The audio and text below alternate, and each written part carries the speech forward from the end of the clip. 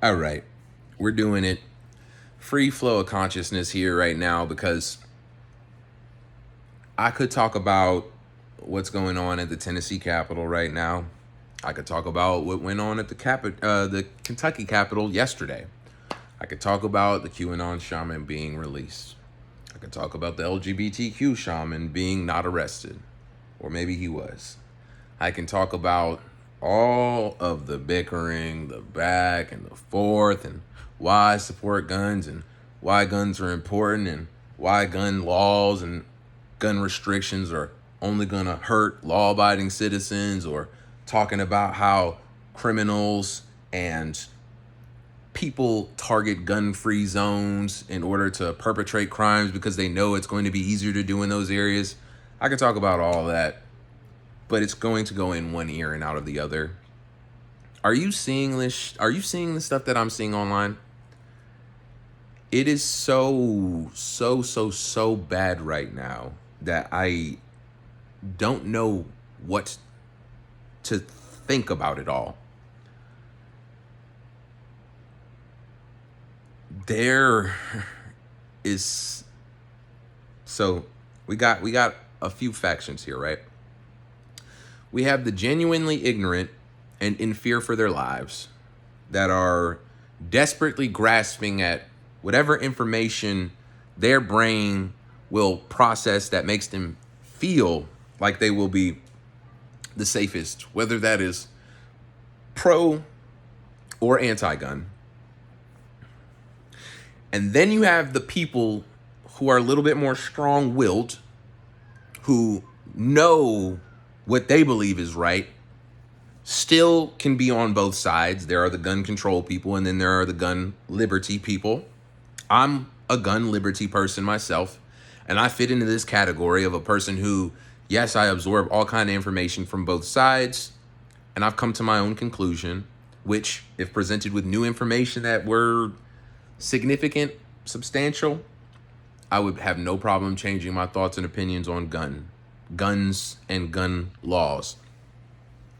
And then you have another category of people who know the truth and are giving disingenuous malinformation based off of political agendas.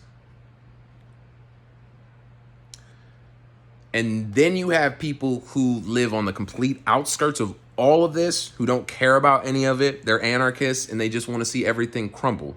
And they are also out there enacting or acting and speaking on behalf of their position. And through all of this mess of points and positions that are combating each other right now, there is no legitimate good faith conversation. There is no legitimate good faith conversation being had between both sides. Not at a big enough scale to impact what is going on. We can look at people like the people that I talk with on my YouTube channel, my Facebook page. I'm not going to sit here and say that every conversation that I have with people is going crazy. But the collective consciousness that is presented through social media has spirits that are possessing that consciousness, for lack of a better term. The spirit of chaos has absolutely descended upon us, and there are way more people invested in exacerbating the situation, people with the appropriate resources to do such a thing. Politicians, Jamal Watson or whatever his name was, the fucking little fat lisp having clown who was just yelling in the fucking I'm sorry, I'm having a hard time keeping my patience and my frustrations contained here. Because when I see black men doing things like that, it makes me very, very angry. Very, very angry personally. Because What are your children thinking about this when they look at you crying to take away guns from people, as if that's possible? To me, there's an obvious, I'm not solution, but an obvious point to be made here. And that is those who want to have their guns that don't care about the law are going to do that no matter, or are going to have them no matter what, no matter how hard you make it for them. You can make it hard enough so that you stop some of them, but the truly determined will make their own way. And when we get rid of all of the guns, guess what we're going to go back to doing? Stabbing each other, stabbing the shit out of each other, just like the UK, just like Australia, just like China. Look up stabbings in those countries. It's prominent, to say the least. And then what? Oh, knife control. Guess who already did that? UK. You can't have knives over certain lengths, blah, blah, blah, this, that, and other. And people are still getting stabbed to death with swords and machetes. Because the nature of humans in the wilderness is violence. And that doesn't mean that we should, of course, fulfill those natural tendencies. Part of being civilized is coming above and rising above our animalistic nature and tendencies so that we can enjoy the longevity of life with minimal harm done. Because we were given brains to cognitively process the world around us and thoughts and feelings to help understand our impacts on humanity as a civilization and the world at large. But I'm saying all this to say that fighting is embedded and ingrained in us. And there will always, in every society, especially every free society, be people who go against the grain of what a good law-abiding citizen is supposed to do.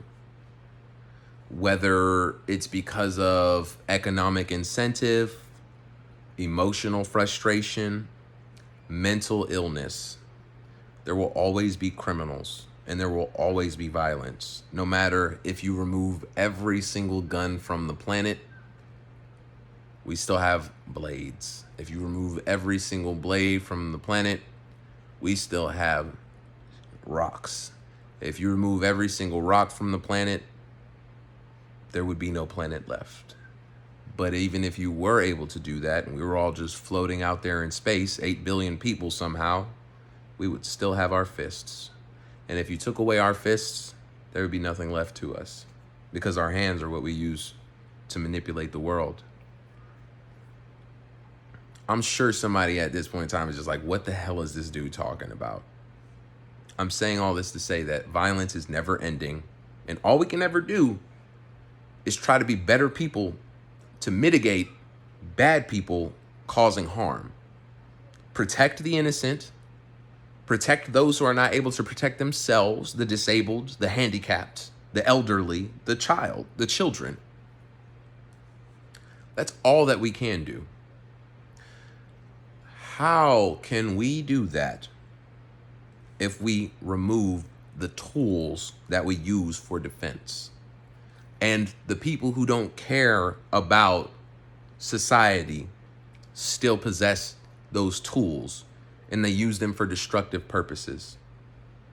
Are you to tell me that the average American citizen should give up their right to defend themselves and trust in the police and the military? The same police and the military that we were screaming for years to defund because we don't trust their intentions of serving and protecting the communities that they operate in. Those ones. Really, though, which one is it? And inconsistencies in thought patterns is one thing. I've had things that I've thought and believed in the past, or even at the same time, that contradict one another and really didn't consider it until I actually thought about them. So that's fine. But that's not what's happening here. It's like there is no consistency for the form of a human anymore, meaning that humans, like people on Twitter, are cherry picking what they think and what they believe based off of the conversation that they're having at the time to win and score points rather than even worrying about staying consistent with their own thoughts and opinions and statements that they've made in the past. Of course, the situation at the Tennessee Capitol is a big indicator, right? Anybody who had an issue with what happened on January 6th should have an issue with what is happening at the Capitol in Tennessee, in Kentucky. Instead of having a consistent problem with both instances, people are saying that one is good and one is bad, whichever side you may fall on. Whether you're the Republicans who think it was okay on January 6th, whether you're the other things that think it's okay what they're doing here today in Tennessee. There is no consistency. There is no, I think both are bad, or I think both are okay. None of that, right?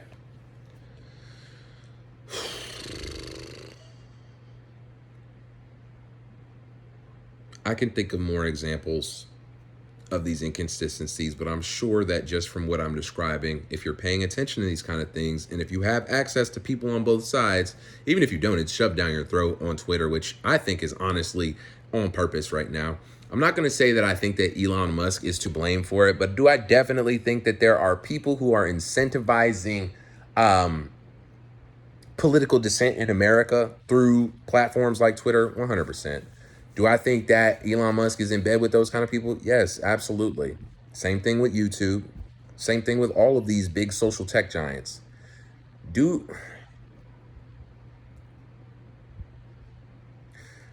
I could go on all day about them and their secret agendas and stuff like that, but the truth of the matter is none of these people are going to save us.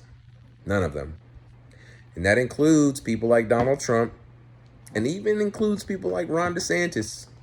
Now, they can only do so much as a president. But if you're relying on any of these people to save us from what's going on right now, you're sadly mistaken. It's not going to happen. I am not trying to be a negative Nancy right now, but I don't see things getting better until they hit the rock bottom, which we are nowhere near, sadly.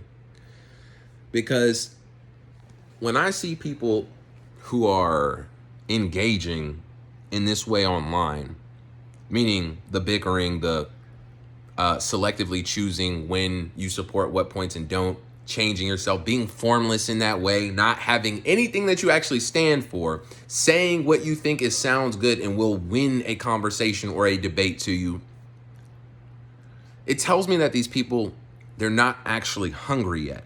They're not actually feeling this yet. You see, we can talk about everything being on fire outside, right? We can talk about that. But my home, well lit, I got the AC on 74 right now. I have a refrigerator full of food. I have a gas tank full of gas in my car and nowhere to drive it because everything that I need is already in my home. I have a car. My car is going to be paid off in April. I just bought 2 pairs of Jordans last week, like shoes. And I'm only using myself right now because I've been homeless twice. I've been in multiple shelters. I've lived a pretty impoverished life for a long time. And just recently, circa 2019 moving forward, have had any type of a career that helped bring me to a better level. All of the thoughts and feelings of being poor are still very fresh on my mind. And maybe that is what allows me to navigate these kind of topics in the way that I do. But the average person doesn't know that. They don't know what is on the other side of the fence when all of this around us crumbles, when everything economically crumbles and financially crumbles and the infrastructure crumbles and all of these things are taken away from us. Only then, when they experience the consequences of what we're doing right now, are we going to actually see people start to wise up and understand your life. It has to be dire straits. The only reason I'm able to see these kind of things is because I don't want to go back to that. So desperately do I not want to. So much so that I would never allow any of this stuff to affect my work or any type of situation, because I know that at the end of the day, as long as I'm working my 9 to 5 and able to feed, clothe, and shelter myself, the world's going to keep on turning no matter what they say outside, right? A lot of people still have that same mentality. But America is descending as we're doing this. We don't even have those kind of conversations anymore. Something really turned us up, literally, I want to say over the past week. Where do you hear people even talking about finances and everything like that? I mean, let's go. 2 weeks ago, the banks were collapsing. Is that stopped, or is it getting worse? Because I would imagine that it's getting worse. While we're over here arguing about gay people and guns.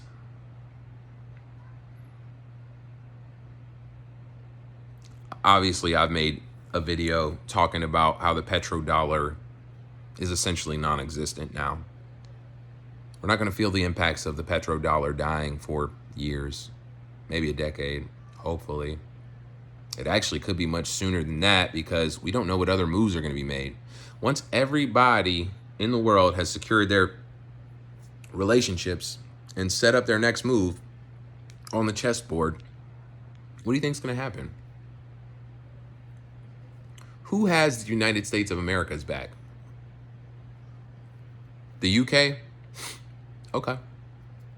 Europe? NATO? Okay. But most of them rely on us and our military prowess in order to defend themselves. UK being one of the exceptions. But they don't have as strong of a military as us. Of course, they have immediate presence on the continent, kind of, because they're still an island. But with that being said,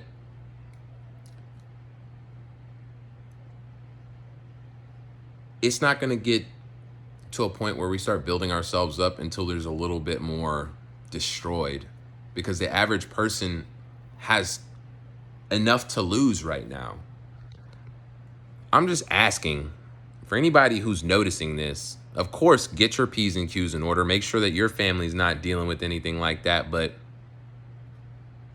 I would encourage you to speak to the people around you and just encourage them not to take part in this stuff online. It is getting so nasty, and it's so fruitless. The conversations that I've been seeing, it's just brick wall. It's 2 brick walls yelling at each other. And then people, obviously people bandwagoning in the comment section, promoting them, and there's no exchange of information. I'm trying to think of how to even freaking give an analogy for it, but it's just like, it's 2 mouths screaming with no ears to hear anything. And it's not going to stop until people can't afford to keep doing this anymore. And that's, I'll say scary, but when I say scary, I don't mean that I'm actually afraid, because I believe that it's a sin to worry. At the end of the day, I do believe in God, and I do believe that he has our back as humans at the end of the world. But I also believe that we are the body of God, meaning that when you believe that the world is supposed to be a certain way, based off of what you believe in your religion, then you have to be the hand of God that reaches out and makes the changes on the planet that you want to see, because God empowers us to do that. God helps those who help themselves. He does not help people who sit there and wait for him to come down from the sky and hand deliver you whatever, because why would that be fair to everybody else? Not even why would it be fair to everybody else, but why would it be fair to God if, even if there was nobody else on the planet, he gave you all of the tools that you needed right here to do anything and manipulate the environment for your survival, benefit, and expansion, progress. Asking for something more seems kind of ridiculous to me. But that could be a whole other video where I talk about religion and things like that. It's not here today. I'm just saying this to say that I encourage everyone, do not engage in these online debates. They are so fruitless. I haven't seen anyone say, you know what, dude, you're right. You're so right, man. I was crazy for thinking this way. When's the last time you've seen somebody say that?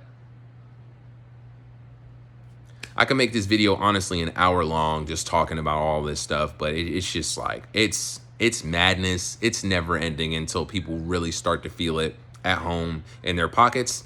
And I'm sure that a lot of them are going to be angry because they're too ignorant to understand what is actually going to impact them negatively. And then what? They're probably going to lash out violently. That's probably why people are trying to get guns away from people right now, is because when the economics and everything get really bad, it's probably going to be best for the civilians, best by the government's thinking, for the civilians to be unarmed. Because angry, poor civilians that are also armed are very dangerous. And that's where I'll end this video, man.